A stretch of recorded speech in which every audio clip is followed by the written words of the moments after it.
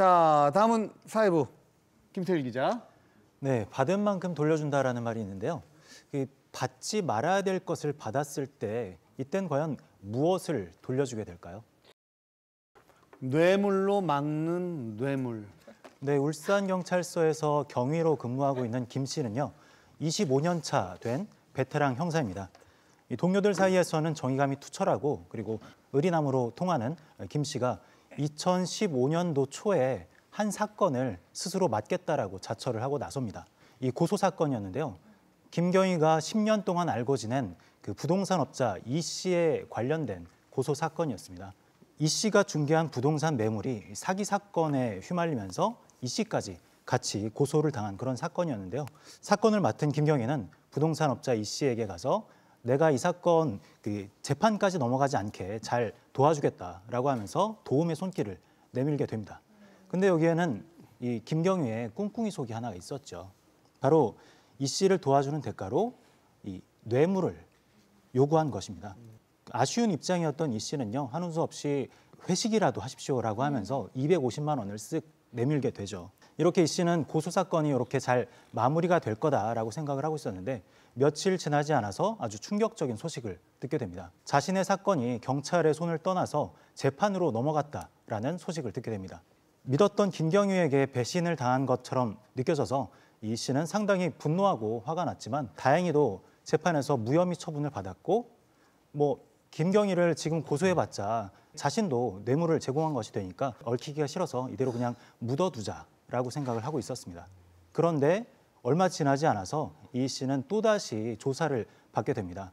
한 제보자가 김경희의 뇌물 사건을 검찰에다가 고발한 것이었습니다. 이 씨를 더 충격에 빠지게 한 건 이 제보자의 정체였습니다. 이 씨는 70대였는데요. 그러니까 거의 반세기 넘게 관계를 가져온 동창 박 씨라는 사람이었습니다.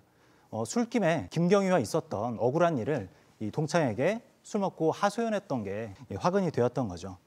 그런데 박 씨는 이 씨도 모르게 김경희의 사건을 검찰에 고발한 것이 또 다른 노림수 때문이었습니다. 뇌물 사건으로 김 씨가 곤경에 빠지면 김경희에게 접근을 해서 나는 이 씨에게 이 뇌물 사건을 위임받은 사람인데 5천만 원의 합의금을 주면 자신이 이 씨에게 잘 말을 해서 경찰 옷까지 벗지는 않게 해주겠다라고 이미 직위 해제가 돼 있던 상태에 김경희에게 돈을 뜯어내려고 한 것이죠. 이 계획은 이 씨와의 사전 모의 없이 박 씨 혼자 진행한 단독 범행이었습니다. 동창 박 씨는 김경희에게 만약 합의금을 받는다고 해도 이 씨에게 일원 한 푼 줄 생각이 없었던 거죠.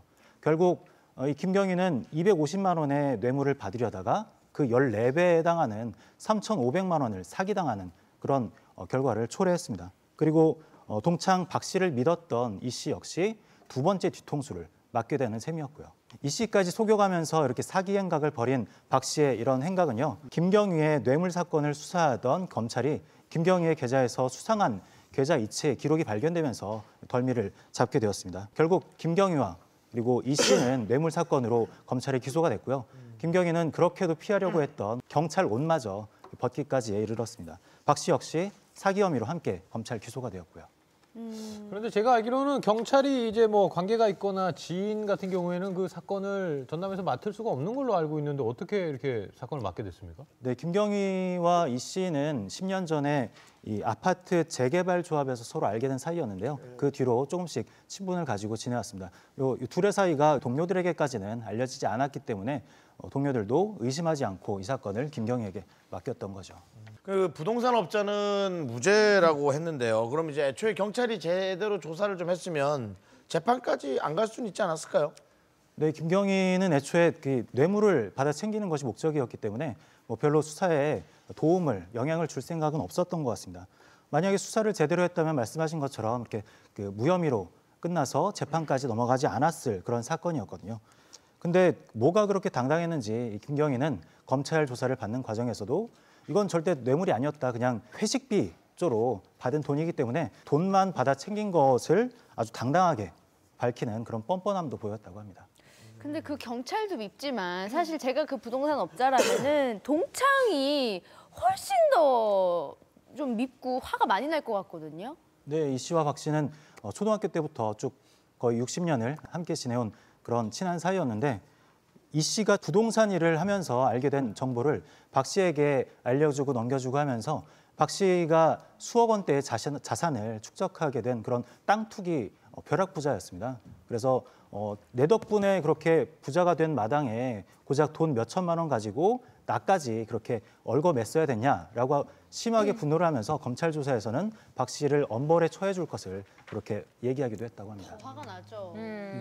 아니 근데 진짜 수억을 벌었다는 사람이 사실 수천만 원 때문에 친구까지 버려가면서 이렇게 사기를 쳤다라는 게 참 뭐가 좀 아쉬운 게 있었나 봐요.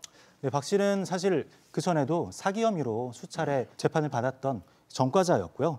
친구인 이 씨에게 이 김경희와의 사건을 들었을 때 요건 내가 중간에 인터셉트를 해가지고 이 씨 몰래 돈을 가로챌 수 있겠다라고 판단을 했던 것 같습니다. 하지만 검찰 수사 결과 모든 것이 거짓으로 밝혀진 거죠. 아이고 참 정말 욕심이 끝이 없네. 끝이 없어. 마지막으로 정리해 주시죠. 네, 뛰는 비리 경찰 위에 나는 사기꾼이 있었습니다. 세 사람 모두 자업자득이니까요. 달게 죗값을 받고 나오시기 바랍니다.